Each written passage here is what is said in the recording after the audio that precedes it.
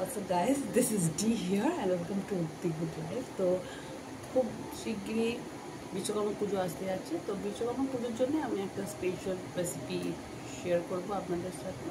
আশা করছি ভিডিওটা আপনাদের ভালো লাগবে। এটা একটা বেঙ্গলি রেসিপি, খুব famous cabin style chicken cutlet. খুবই ইজি সিম্পল ওয়েতে আমি বানিয়েছি যাতে সবাই বানাতে পারে, যারা নতুন নতুন রান্না শিখছে বা নতুন নতুন রান্নাঘরে প্রবেশ করছে, স্পেশালি তাদের জন্য।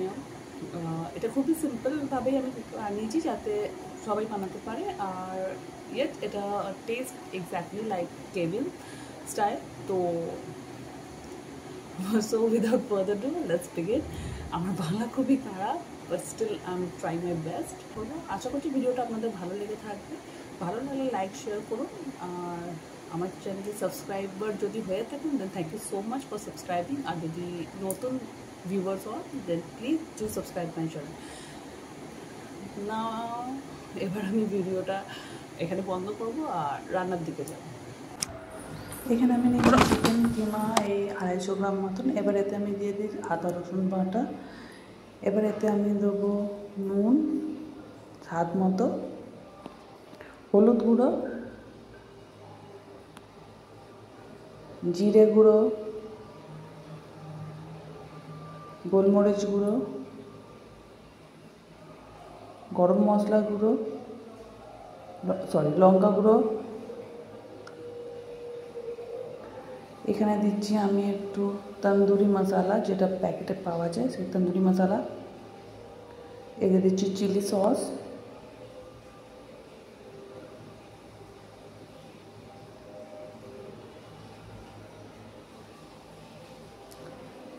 টমেটো সস,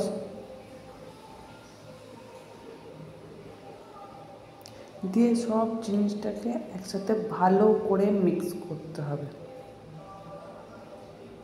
মিক্স করে এটাকে কিছুক্ষণ ম্যারিনেট করার জন্য রেখে দিতে হবে। এরপর এতে আমি দেবো কাঁচা লঙ্কা বাটা,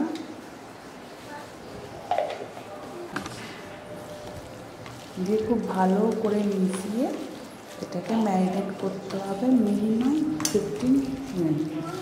15 মিনিট থেকে আপনি আধ ঘন্টা 1 ঘন্টা যতটা ম্যারিনেট করবে তত বেশি টেস্ট হবে। এটা আমাদের 1 ঘন্টা পর জিনিসটা এরকম দেখতে হবে। এতে আমি একটু কাঁচা লঙ্কা কুচি দিয়ে দিলাম, দিয়ে এটাকে একবার মেখে নিতে হবে। এবার আমি একটা বলের সাইজের নেব, এটা হাতে নিয়ে বল বানিয়ে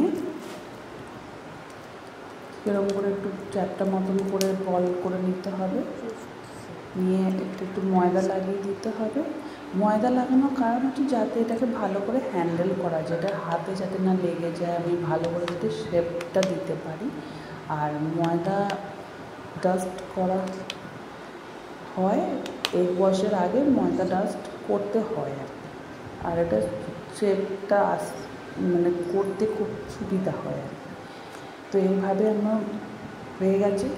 এবার আমি এক এক করে এটাকে ডিমের গোলায় ডোবাবো, তারপরে নেড়ো গুঁড়োতে ডোবাবো। প্রথমে ডিমের গোলায় ডুবিয়ে নিচ্ছি। আমি রাইট হ্যান্ডটা ডিমের গোলায় দিয়েছি বলে আমি লেফট হ্যান্ড দিয়ে ব্রেড ক্রাম্বস দিচ্ছি, ব্রেড ক্রাম্বসে কোট করছি। আমাকে খেয়াল রাখতে হবে, আমাকে একটা হাত ভিজে রাখতে হবে, একটা হাত শুকনো রাখতে হবে, নাহলে ব্রেড ক্রাম্বসগুলো ক্রাম্বল হয়ে যাবে, ভালো করে লাগবে না, অনেক কিছু ব্যাপার থাকে। তো এবার আমাদের এটা হয়ে গেছে।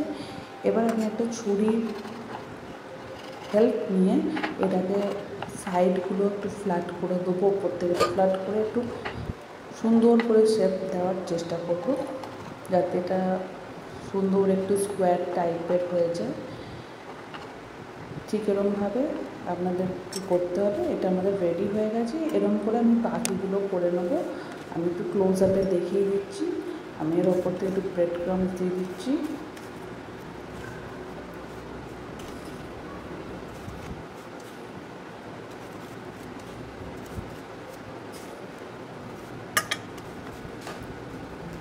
ব্রেড ক্রাম্বসটা দেওয়ার পর আমরা তুলে হাতের সাহায্যে আমরা এটাকে ভালো করে শেপ দিয়ে দেব।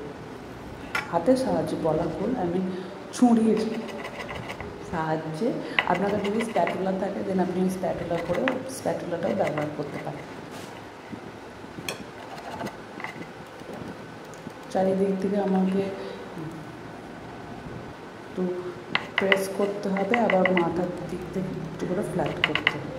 ঠিক এরকমভাবে একটু টাইম কনজিউমিং, বাট এটা করলে জিনিসটা দেখতেও ভালো হয়।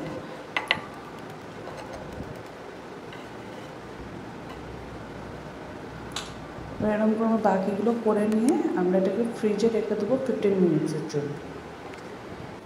এবার আমি তেল গরম করব। আমি এখানে একটা প্যান নিয়েছি, কারণ আমার প্যানে ফ্রাই করতে সুবিধা হয়। আপনি চাইলে কড়াও নিতে পারেন, আপনার যেটা সুবিধা হবে। তেল আমাদের গরম হয়ে গেছে, এবার এক এক করে আমি কাটলেটগুলো দিয়ে দেবো। এক টাইম আমি দুটোই দেবো, কারণ আমাদের ফ্রাই রাখতে ফ্রিজে ছিল। আমরা একেবারে অনেক দিয়ে দিলে তেলের টেম্পারেচারটা পড়ে যাবে, ঠান্ডা হয়ে যাবে। তেলের টেম্পারেচার ঠান্ডা হয়ে গেলে জিনিসটা ফেটে যাবে। তো একেবারে অনেক দেবো না, এটা হতে মিনিমাম 5 থেকে 7 মিনিট লাগে। 5 to 7 মিনিট টাইম নেয়। এটা আমাদের হয়ে এসছে। এবার আমরা এটাকে তুলে সার্ভ করে নেবো। আশা করছি ভিডিওটা আপনাদের ভালো লেগেছে। লাইক, শেয়ার, সাবস্ক্রাইব অবশ্যই করবেন। আর বিশ্বকর্মা পুজোয় ট্রাই করে দেখুন। Till then, bye bye, see you in the next video. Take care, bye by.